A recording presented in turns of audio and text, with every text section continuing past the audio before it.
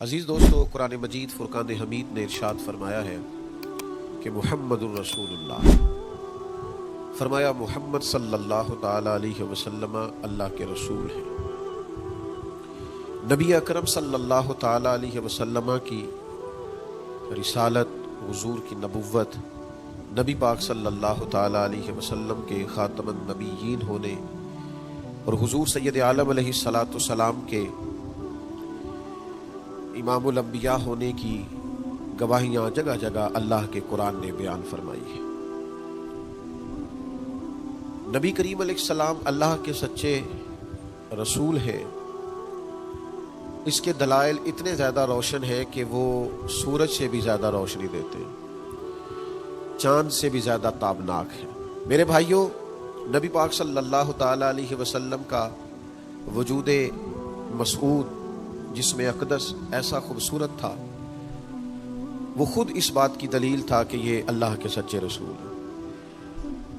ہمارے ہاں بہت سارے لوگ ہیں جو اکثر اس بات پر گفتگو کرتے ہیں کہ نبی پاک صلی اللہ تعالی علیہ وسلم کو اور تمام انبیاء کو اللہ تعالیٰ نے بشریت کا کالب عطا کیا، تو بھائی بالکل ٹھیک ہے۔ اعلیٰ حضرت رحمۃ اللہ علیہ نے لکھا ہے، حضور کی بشریت کا انکار کرنا تو کفر ہے۔ نبی پاک علیہ الصلاۃ والسلام بشر ہے، لیکن جب سے دیکھا ہے لباس بشری میں تمہیں، ہر فرشتے کی یہ خواہش ہے کہ وہ انسان ہو جائے۔ یعنی آپ اس بات پر ذرا غور فرمائیں، اندازہ کریں کہ حضرت انس بن مالک رضی اللہ تعالیٰ عنہ فرماتے، حضور کسی رستے سے گزر جاتے تھے نا، تو جو بعد میں آتا تھا اسے خوشبو اتنی آتی تھی کہ پتہ چل جاتا تھا یہاں سے اللہ کے رسول گزر کے گئے۔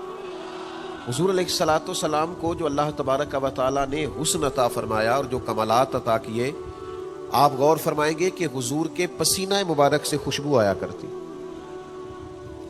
اللہ کے رسول ہیں، اس پر اگر آپ دلائل دیکھیں، معجزات دیکھیں، کمالات دیکھیں، فضائل دیکھیں، شمائل دیکھیں تو انسان دنگ رہ جاتا۔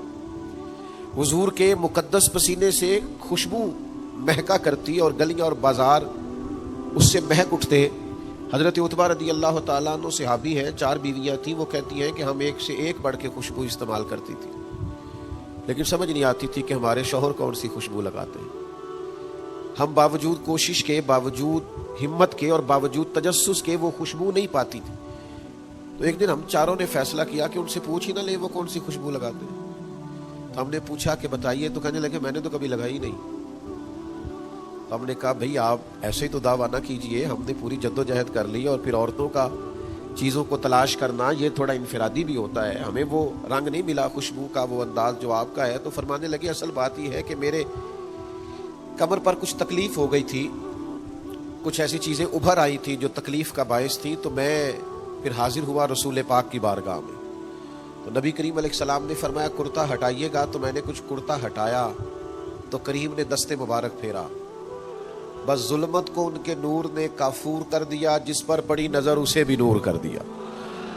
تو محمد صلی اللہ تعالی علیہ وسلم اللہ کے رسول ہیں، اس پر اتنے دلائل ہیں، یہ اتنا آفتاب سے روشن مسئلہ کہ یعنی آپ شمار کرتے جائیں، آپ گنتے جائیں، آپ سیرت کو پڑھتے جائیں، آپ فضائل کو پڑھتے جائیں، کمالات کو پڑھتے جائیں، تو مرحوم اعظم چشتی کا ایک جملہ اتنا فٹ آتا ہے کہ یہ سارا مضمون اس میں سمٹ جاتا ہے۔ وہ کہتے ہیں تیری حیات پاک کا ہر لمحہ پیغمبر لگے، یعنی لمحہ لمحہ بتاتا ہے کہ آپ اللہ کے سچے رسول ہیں، ایک ایک گزرنے والی گھڑی بتاتی ہے کہ آپ اللہ کے سچے رسول ہیں۔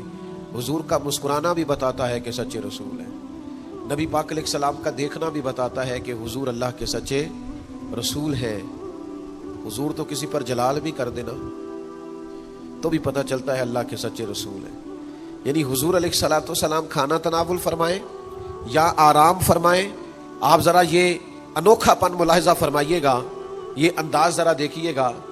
ایک صحابی نے آ کے عرض کی، یا رسول اللہ صلی اللہ تعالی علیہ وسلم، میری بیٹی کی شادی ہے تو خوشبو کی بڑی ضرورت ہے، تو مہربانی فرمائیں، کرم نوازی کریں۔ عرب شریف کے اندر خوشبو بڑی مہنگی ہوتی تھی، آج بھی وہاں خوشبو بڑی مہنگی ہے اور خوشبو کا استعمال بھی بہت زیادہ ہے۔ تو اس صحابی نے آ کے عرض کی، یا رسول اللہ صلی اللہ تعالی علیہ وسلم، خوشبو مل جائے، میری بیٹی کی شادی ہے۔ تو حضور علیہ السلام نے فرمایا ایک لکڑی لے آؤ اور ایک بوتل، ایک شیشی لے آؤ۔ وہ لے کے آئے تو محبوب نے نا لکڑی کے ساتھ اپنا پسینہ تیری حیات پاک کا ہر لمحہ پیمبر لگے. حضور نے وہ پسینہ مبارک اتار کے اس شیشی میں ڈال دیا, فرمایا جا جا کے استعمال کر, اللہ تبارک و تعالیٰ بہترین خوشبو عطا کرے گا. حضور علیہ الصلوۃ والسلام کا سارا وجود نور. یعنی ہمارے ہاں کسی آدمی کے منہ سے تھوک نکلے یا لعاب نکلے تو لوگ اس سے گھن محسوس کرتے ہیں, جگہ جگہ لکھا ہوتا ہے تھوکنا منع ہے. لیکن نبی کریم اگر لعاب دہن لگا دینا مولا علی کی آنکھوں پر تو شیر خدا فرماتے ہیں مجھے پہلے سے بھی زیادہ بہترین نظر آنا شروع ہو جاتا ہے. اللہ کے محبوب صلی اللہ تعالی علیہ وآلہ وسلم کے پورے وجود نور کو جیسے جیسے دیکھتے جائیں محسوس ہوتا ہے کہ تیری حیات پاک کا ہر لمحہ پیمبر لگے. حضرت عبداللہ ابن سلام رضی اللہ تعالیٰ عنہ فرماتے میں گفتگو کرنے آیا تھا, حضور علیہ الصلوۃ والسلام کے دین کے بارے میں کچھ معلومات کرنے آیا تھا, اور میں تورات کو پڑھنے والا تھا, اہل یہود کے علماء میں سے آپ کا شمار ہوتا تھا. اپنے کچھ لوگوں کے ساتھ آئے, فرماتے ہیں نبی کریم صلی اللہ تعالی علیہ وسلم اونٹنی پر تشریف فرماتے اور صلہ رحمی کے متعلق کچھ گفتگو کر رہے تھے. میں نے حضور کی گفتگو سنی. محبوب کا لباس مبارک مہنگا نہیں ہوتا تھا پر نہایت ہی اجلا ہوتا تھا, نہایت سادہ ہوتا تھا, نہایت با کمال ہوتا تھا. فرماتے میں نے اونٹ پر بیٹھے ہوئے محبوب کے لباس کا, بات کرنے کا, نفاست کا, ہاتھ اٹھانے کا وہ انداز دیکھا, اور جھکی جھکی نظریں اور معصوم لہجہ اور گفتگو میں سلاست اور روانی اور ٹھہرے ٹھہرے جملے اور لفظوں کا وہ ایک خوبصورت ریتھم. فرماتے ہیں وہ سارے انداز میں نے دیکھے تو میں جو بات کرنے آیا تھا مجھے بھول ہی گئی. لباں تے موہراں لگیاں, بولن دی جاچ ہی بھول گئی, ایتھے زباناں تائیں کھولن دی جاچ بھول گئی. فرماتے میں کوئی بات ہی نہ کر سکا. جیسے ہی محبوب کے قریب گیا میں نے فوراً عرض کیا مجھے کلمہ پڑھا دے, میں مسلمان ہونا چاہتا ہوں. یہ آج جو لوگوں کی طبیعتیں الجھ سی گئی ہیں نا, آج یہ جو بے شمار باتیں, بے شمار گفتگو, سوشل میڈیا کا بے دریغ اور بے ہنگم استعمال, اور ذہن کو ہر وقت تھکائے رکھنا, اور طبیعت کو ہر وقت اوور تھنکنگ کرتے کرتے اپنے آپ کو پریشان کر دینا, یہ جو ساری بے چینی ہے, یہ جو سارا اضطراب ہے, یہ جو ساری ہماری طبیعتیں الجھ سی گئی ہیں. ہر آدمی کو دوسرا دشمن نظر آتا ہے, ہر ایک کو دوسرا اپنا مخالف دکھائی دیتا ہے, اور معاشرے کے اندر بسنے والا ہر آدمی لالچی دکھائی دیتا ہے. محسوس ہوتا ہے سارے شہرت کے لیے لگے ہوئے ہیں, سارے اقتدار کی جنگ لڑ رہے. یہ جو ہماری ساری بدگمانیاں ہیں اس کی بنیادی وجہ یہ ہے کہ ہم ادھر ادھر تو کھول کے دیکھتے ہیں, اپنے محبوب کی بارگاہ کی طرف نہیں دیکھتے. ہم جب حضور علیہ السلام کی پرکیف شخصیت کو دیکھیں گے, فضائل دیکھیں گے, کمالات دیکھیں گے, معجزات دیکھیں گے, نعت پاک کی طرف توجہ کریں گے, اخلاق عالیہ کو دیکھیں گے, حسن کردار کو دیکھیں گے. دنیا میں وہ لوگ بڑے عظیم ہوتے ہیں جو نبی پاک علیہ الصلوۃ والسلام کی محبت میں پوری طرح محو ہو جاتے ہیں. آپ یقین کریں جو دروازہ رسول تک پہنچ جاتے ہیں ان کا سفر ہی ختم ہو جاتا ہے. جو حضور کی بارگاہ تک پہنچ جاتے ہیں ان کے ذہن کی مشقت پھر ختم ہو جاتی, انہیں منزل نصیب ہو جاتی. وہ لوگ اس طرح کے ہو جاتے ہیں کہ اب زندگی میں ایک ٹھہراؤ آ گیا, اب سکون نصیب ہو گیا, اب اطمینان قلبی مل گیا, اب مقصود ہاتھ آ گیا ہے, منزل مل گئی ہے. نوجوانوں بہت زیادہ نہ الجھا کرو یار, بہت زیادہ پریشان نہ ہوا کرو. جب دل بڑا گھبرا جائے نا تو اپنے نبی پاک کی سیرت کو پڑھا کرو, حضور کے احوال شریفہ کا مطالعہ کیا کرو, ان کے حسن کی بات دیکھا کرو, جمال کی بات دیکھا کرو, کمال کی بات دیکھا کرو, محبوب کے بانٹنے کا انداز دیکھا کرو, نوازنے کا انداز دیکھا کرو, نبی پاک کا دشمنوں کو معاف کرنے کا رنگ دیکھا کرو, حضور کا عطا کر دینے کا انداز دیکھا کرو. معاشرے میں, سوسائٹی میں ہر طرف بے راہ روی ہے, سارے دشمن ہیں, لیکن محبوب تبلیغ بھی اطمینان سے کرتے ہیں, ان کو دعوت توحید بھی مطمئن ہو کے دیتے ہیں, اور جب ان کے لیے دعا کرتے ہیں تو پھر بھی پوری دل جمی کے ساتھ دعا کرتے ہیں. یہ خاص ٹھہراؤ آپ کو حضور کی بارگاہ تک جانے میں ملے گا. ہم نا رسمی سی محفل کرتے ہیں, رسمی سا میلاد, رسمی سا معراج, رسمی سی سیرت, رسمی سی باتیں. وہ جو خاص ایک کیفیت ہوتی ہے نا امتی کی, پوری طرح محبوب کے قدموں سے جڑ جانا, یہ والہانہ پن کبھی ملے نا, والہانہ پن. یعنی حضرت طلحہ بن برار رضی اللہ تعالیٰ عنہ کی نبی کریم سے ملاقات ہوئی, حضور سے ملے اچانک, اور دوڑ کے جا کے نا تو نبی پاک کے قدموں سے لپٹ گئے, اور پھر لپٹے ہیں, اور والہانہ انداز ہے, اور وارفتگی دکھا رہے ہیں, اور عشق کا مظاہرہ کر رہے ہیں.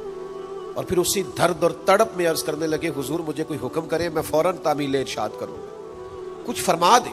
یہ والہانہ پن، یعنی کبھی آپ بڑے بے چین ہو تو کہیں یار کھولو سیرت کی کتاب، اپنے نبی کا کوئی ذکر پڑھتے ہیں، کھولو فلاں آدمی کو سنے جو حضور کے عشق کی بات کرتا ہے، آؤ کوئی نعت پاک کا نغمہ چھیڑ دے جو ہمارے دلوں کو ٹھنڈا کرے، آؤ کوئی قرب پائے حضور کے دروازہ نور کی طرف سفر کرے۔ ہم کہاں الجھے ہوئے ہیں، کہاں سکون تلاش کر رہے ہیں، کہاں ہم نے اپنے آپ کو الجھا دیا ہے، کن بے معنی اور بے مقصد باتوں میں ابحاث اور بحثیں کر کر کے اپنے آپ کو پریشان کیے ہوئے ہیں۔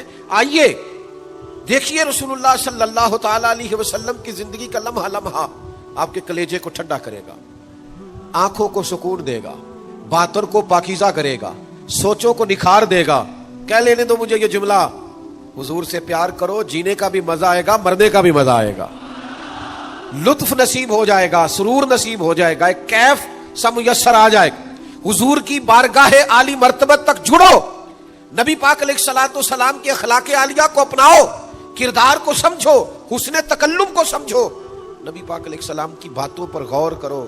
یقین کرو کبھی کبھی پڑھتے پڑھتے وجد ہو جاتا ہے، کبھی کبھی ان باتوں کو صرف مطالعہ کی نظر سے دیکھیں، سیکھنے کی نظر سے دیکھیں تو ایسے لگتا ہے کہ جیسے روح پرواز کرنے لگی۔ یہ اس طرح کے بھی کمالات ہوتے ہیں، یہ بھی رنگ ہوتا ہے، یہ بھی انداز ہوتا ہے، یہ بھی طور طریقے ہوتے ہیں۔ اور پھر حضور امی ہے، نبی کریم نے دنیا میں کسی استاد سے پڑھا نہیں، حضور سید عالم صلی اللہ تعالی علیہ وآلہ وسلم کسی مکتب میں نہیں گئے، حضور نے کسی مدرسے سے تعلیم نہیں پڑھی، لیکن جب حضور بات کرتے نا، جب محبوب حکمت کے موتی رولتے نا، جب نبی پاک علیہ الصلوۃ والسلام کوئی کلام کرتے نا، آپ یقین کریں ایسا انوکھا پن، ایسا نرالا فیصلہ، ایسی حکمت اور دانائی سے بھری ہوئی بات، یعنی جو فلسفیوں سے کھل نہ سکی اور نکتہ وروں سے حل نہ ہوئی، وہ بات ایک طیبہ والے نے بتلا دی چند اشاروں سے۔ حضور دو چار اشارے کرتے اور عقدے کھل جاتے۔ ایسی دانائی والی بات، ایسی قیمتی بات، ایسی انوکھی بات محبوب بیان کرتے۔ حضرت سعد بن عبادہ رضی اللہ تعالیٰ عنہ کے پاس نا فتح مکہ کے موقع پر جھنڈا تھا، وہ علم بردار تھے، جن کے پاس جھنڈا ہوتا تھا وہ آدمی سب سے آگے آگے ہوتا تھا۔ اب ایک وقت ایسا آیا کہ صورتحال اس طرح کی بن گئی کہ حضرت سعد بن عبادہ کو اس منصب سے ہٹایا جائے گا۔ بڑا مشکل فیصلہ ہے، انہوں نے کوئی ایسی معاذ اللہ غلطی بھی نہیں کی، لیکن حالات ایسے آ گئے ہیں کہ جناب سعد ابن عبادہ کو ہٹانا پڑے گا، ان سے جھنڈا لیا جائے گا۔ صحابہ بڑے پریشان ہیں کہ حساس آدمی ہے، ان کی خدمات بہت زیادہ ہیں، کس طرح ان کو ہٹائیں گے، کیا کریں؟ نبی کریم کی بارگاہ میں عرض گزار ہے، یا رسول اللہ کیسے ہٹائیں حضرت سعد ابن عبادہ کو؟ اور کیفیات اور حالات بھی ایسے ہیں کہ ہٹانا بھی پڑے گا۔ آج کل نا بہت سارے لوگ کام تو کرتے ہیں پر دانا نہیں ہوتے، جذباتی فیصلے، جذباتی باتیں، ایموشنل گفتگو، وقتی طور پر چیزوں کو بہتر کرنا، اور بس وقتی طور پر آج گزارا ہو کل دیکھی جائے گی، لیکن چیز کی گہرائی تک، اس کی اصل تک نہیں اترتے، اس کے سارے لوازمات کو نہیں دیکھتے، قبل از وقت منصوبہ بندی نہیں کرتے۔ ہمارا مزاج نہیں ہوتا، ہم ٹھہراؤ اپنی زندگی میں نہیں لاتے۔ نبی پاک چونکہ اللہ کے رسول ہیں، ہر لمحہ حضور کا پیغمبر لگتا ہے۔ اب حضرت سعد ابن عبادہ کو ہٹانا ہے اور ان کی جگہ کسی اور کو مقرر کرنا ہے، اور بندہ بھی بڑا حساس ہے اور بات بھی کوئی ایسی نہیں، تو کیا کرے؟ پتہ ہے نبی کریم علیہ السلام نے کیا کیا؟ حضور فرمانے لگے کوئی پریشانی نہیں، ہٹا دیتے سعد ابن عبادہ۔ حضور نے بلایا، فرمایا سعد میرا ارادہ بنا ہے کہ جھنڈا آپ سے لے لیا جائے۔ حضرت سعد ابن عبادہ نے ابھی گردن جھکائی تھی تو حضور فرمانے لگے میرا ارادہ ہے آپ سے لے کے آپ کے بیٹے کو دے دیا جائے۔ جو فلسفیوں سے کھل نہ سکا، جو نکتہ وروں سے حل نہ ہوا، وہ راز طیبہ والوں نے بتلا دیا چند اشاروں میں، اور تیرے آگے ہے یوں دبے لچے فصحا عرب کے بڑے بڑے، کوئی جان منہ میں زبان نہیں بلکہ جسم میں جان نہیں۔ ایسا کمال فیصلہ، ایسا انوکھا فیصلہ۔ اچھا جس فیصلے سے وہ پریشان ہو سکتے تھے نا کہ مجھے ہٹایا جا رہا ہے، جب انہیں پتا چلا نا کہ میری جگہ پہ میرا بیٹا آ رہا ہے، وہ اتنا خوش اپنے جھنڈا اٹھانے پہ نہیں تھے جتنا اپنے بیٹے کے جھنڈا اٹھانے پہ راضی ہو گئے۔ ان کی طبیعت مچل گئی۔ نبی پاک صلی اللہ تعالی علیہ وسلم کے پیغمبر ہونے پر، نبی ہونے، ایسے دلائل، ایسے کم آپ جس زاویے سے دیکھیں ششدر رہ جائیں گے، حیران رہ جائیں گے، پیار ہو جائے گا۔ کچھ ایسے مصنفین بھی گزرے ہیں معاذ اللہ ثم معاذ اللہ، جو مسلمان نہیں تھے، غیر تھے، کلمہ نہیں پڑھتے تھے، معاذ اللہ استغفر اللہ، نقل کفر کفر نہ باشد، تنقید کی اینک لگا کے انہوں نے حضور کی سیرت کو پڑھا، لیکن اس نظر سے پڑھا پھر بھی مدینے والے کے غلام ہو گئے۔ یہ کہنے پر مجبور ہو گئے کہ نہ بھائی ایسا کوئی محبوب کہیں ہوگا نہ کہیں ہے، بیٹھا ہے چٹائی پہ مگر عرش نشی ہے۔ نبی پاک علیہ السلام، پھر ایک اور بات، حضور امی ہے لیکن ایسی کمال بات کرتے، ایسا انفرادی فیصلہ کرتے کہ دنیا حیران رہ جاتی۔ پھر جو عظمت کردار ہے نا، بلندی یہ کردار، مجھ سے ناراض نہ ہوئیے گا، بہت سارے لوگ ہیں جو باتیں بڑی زبردست کرتے ہیں، گفتگو میں کوئی ان سے جیت نہیں سکتا، ان کا لب و لہجہ ایسا ہوتا ہے کہ شاید کسی بڑے سے بڑے عالم فاضل کو بھی بولنے نہ دے، لیکن عمل کی باری آتی ہے تو کمزور ہوتے ہیں، باتیں بیسیوں آتی ہیں، درجنوں آتی ہیں، نماز کا ٹائم ہوتا ہے تو بہانے بازی کرتے ہیں، وہ میرے کپڑے نہیں ٹھیک، بس دعا کریں انشاءاللہ شروع کر دوں گا، کہانیاں سناتے ہیں۔ کیوں اتنے بولے بنتے ہیں؟ ہمیں سمجھ آتی ہے کہ آپ گفتار کے غازی ہیں، آپ باتوں میں صرف ساری چیزیں سیدھی رکھتے ہیں، آپ اس جگہ پہنچ ہی نہیں پا رہے۔ عمل، کردار، یہ بھی ایک مبلغ ہوتا ہے، آپ کا کردار بھی تبلیغ کرتا ہے، آپ کا لب و لہجہ بھی۔ حضرت امام جعفر صادق رضی اللہ تعالیٰ عنہ سے ایک شخص نے کہا تھا میں دین کی تبلیغ کرنا چاہتا ہوں، مجھے بتایا کیا کروں؟ تو امام جعفر صادق رضی اللہ تعالیٰ عنہ فرمانے لگے دین کی تبلیغ کرنی ہے تو بڑا آسان نسخہ ہے، دین پہ عمل کرنا شروع کر دے، تبلیغ ہونی شروع ہو جائے گی۔ لیکن ہم نا عمل کی دنیا میں بڑے کمزور ہوتے ہیں، قربان جائیں۔ حضور علیہ الصلوۃ والسلام نے جس معاشرے میں آنکھ کھولی تھی وہ جہلاء کا معاشرہ تھا، ظلم تھا، ستم تھا، بربریت تھی، ان لوگوں کی سوچیں، ان کی باتیں، ان کا ظالمانہ مزاج بڑا انوکھا تھا۔ لیکن کمال کی بات ہے نا، چاروں جانب لوگوں کا مزاج ظالمانہ تھا، لیکن محبوب کو اللہ نے رحمت بنا کے بھیجا۔ ہر طرف لوگ نا انصافی کی بات کرتے تھے، لیکن محبوب نے انصاف کے بول کو ہمیشہ بالا رکھا، اس ترازو کو ہمیشہ بلند رکھا۔ ہر طرف لوگ حق کھا جاتے تھے، لیکن محبوب نے فرمایا حق کھایا نہیں جائے گا، حق دلایا جائے گا۔ کردار دکھایا، کردار۔ وہ جو تیری جان کے دشمن ہیں وہ بھی کہتے ہیں، وہ جو تیری جان کے دشمن ہیں وہ بھی کہتے ہیں امین تو ہے، صداقت کی آبرو تو ہے۔ دشمن بھی کہتے ہیں سچے تو بہرحال ہیں، امانت دار تو بہرحال ہیں، غلط بات تو بہرحال نہیں کرتے۔ یعنی دشمن بھی اگر اٹھ کے گواہی دے کہ اگر کسی نے کمال دیکھنا ہے تو آمنہ کے لال کو جا کے دیکھو، اگر کسی نے انصاف دیکھنا ہے، اگر کسی نے دھرتی پہ حسن دیکھنا ہے تو عبداللہ کے در یتیم کو دیکھو۔ وہ بھائی آپ سمجھے نا، عظمت کردار کے وہ موتی جو حضور نے عطا کی۔ دیکھیے باہر والوں نے جب دلیلیں مانگی تو حضور نے معجزات دکھائے، اور جب اپنوں نے دلیلیں مانگی، مکے والوں نے، قریش والوں نے، اپنے قبیلے والوں نے دلیل مانگی، آپ نبی ہیں تو دلیل کیا ہے؟ تو اللہ کا قرآن کہتا ہے کہ محبوب نے کہا فقد لبثت فیکم عمرا من قبلہ افلا تعقلون، اور میں نے تمہارے بیچ عمر گزاری ہے ساری، تمہیں عقل نہیں؟ میں کوئی باہر سے نہیں آیا، میں نے 40 سال تمہارے اندر گزارے ہیں، میرے جیسا کوئی سچا ہے تو دکھاؤ، کوئی دیانتدار ہے تو دکھاؤ، کوئی پاکیزہ مزاج ہے تو دکھاؤ، کوئی اس طرح کا ستھرا ہے تو دکھاؤ، کوئی اس طرح کا مزکی ہے تو دکھاؤ، تمہارے بیچ میں نے وقت گزارا ہے۔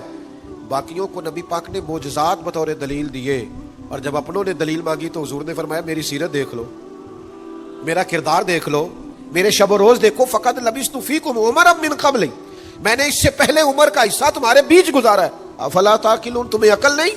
دوستو تھوڑا سا نا کردار پر بھی توجہ کرنی پڑے گی، اپنے آپ کو تھوڑا سا تبدیل کرنا پڑے گا۔ میں آپ کی خدمت میں عرض کروں، دولت سے لوگوں کو جیتا نہیں جا سکتا، دولت تو لوگوں کو لالچی بنا دیتی۔ آپ کسی کو پیسے دیں، 10,000 دے، اگلی دفعہ وہ 25 مانگے گا، تو آپ 50 دے، اگلی دفعہ لاکھ مانگے گا، اس کی بھوک تو بڑھتی ہے۔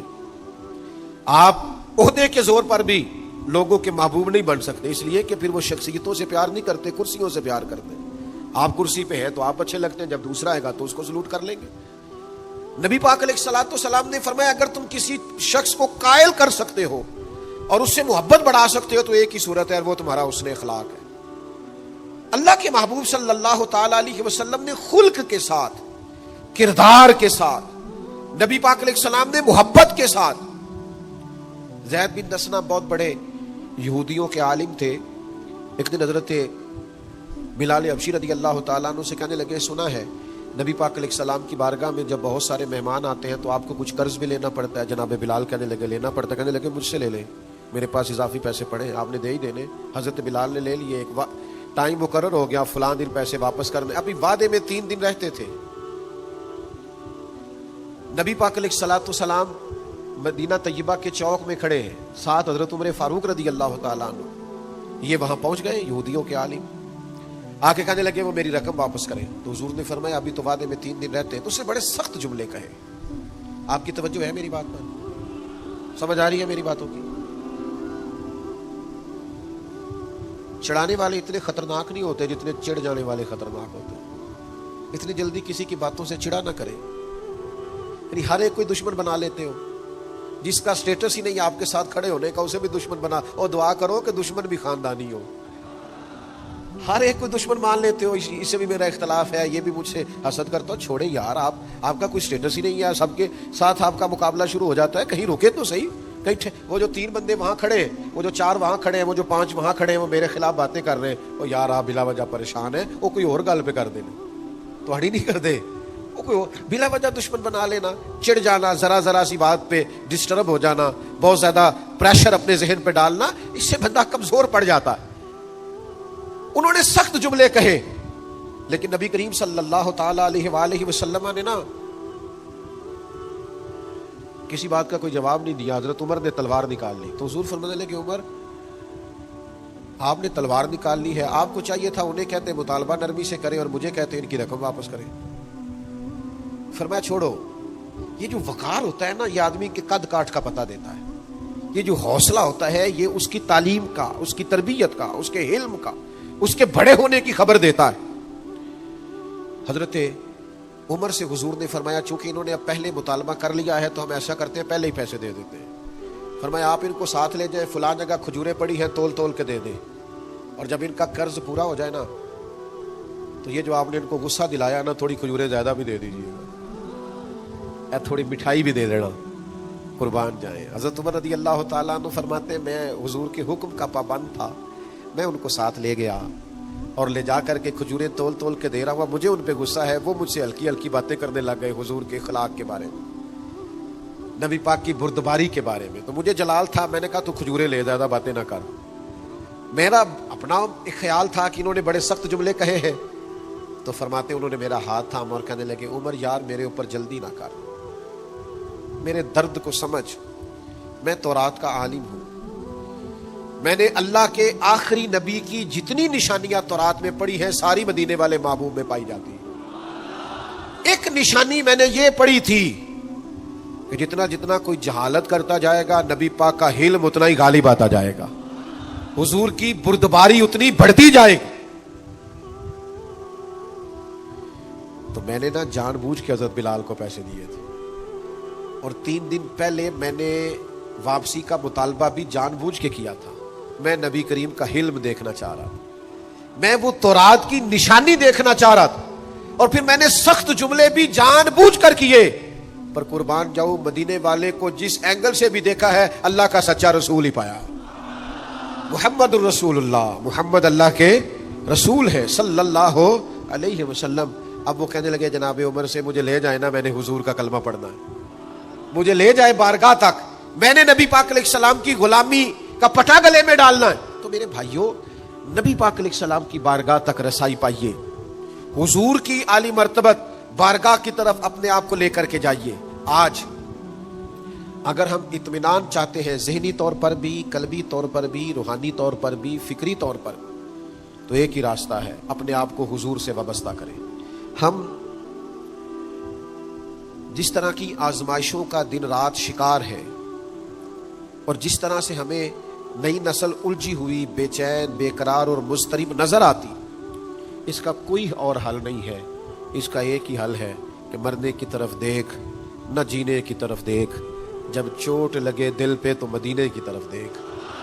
اپنا تعلق حضور سے جوڑیے, اپنا رشتہ نبی کریم سے جوڑیے. میں آپ کی خدمت میں عرض کروں گا وقت نکال کے درود پاک پڑھا کریں. وقت نکال کے حضور کی سیرت کا مطالعہ کیا کریں، ٹائم نکال کر کے نبی پاک صلی اللہ علیہ وسلم کی نعت شریف کو پڑھا کریں، وقت نکال کر کے حضور کی بارگاہ کی طرف بڑھا کریں۔ جب تک ہم یہ سارے کام نہیں کریں گے اطمینان نہیں پائیں گے، اور پھر جیسے جیسے حضور کو پڑھو گے، نبی پاک کو سنو گے، دین کی صداقت سمجھ میں آئے گی، آپ کو سمجھ لگے گی کہ آپ اس دین کے ماننے والے ہیں جو سب دینوں پر غالب بھی ہے، سب سے سچا بھی ہے، سب سے کھرا بھی ہے، اور سب سے زیادہ نکھرا ہوا بھی ہے۔